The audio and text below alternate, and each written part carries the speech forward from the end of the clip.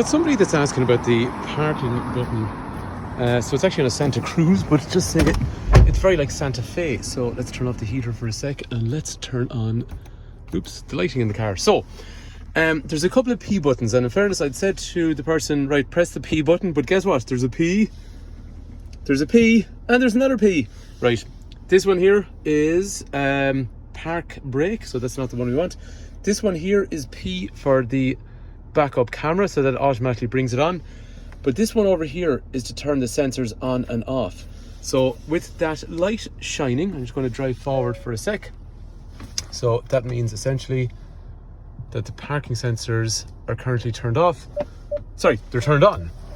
So you see the parking sensors are now turned on. So essentially, if that's light up, that means they're activated. If that's off, that means they're deactivated. Hopefully that helps. Thanks for watching.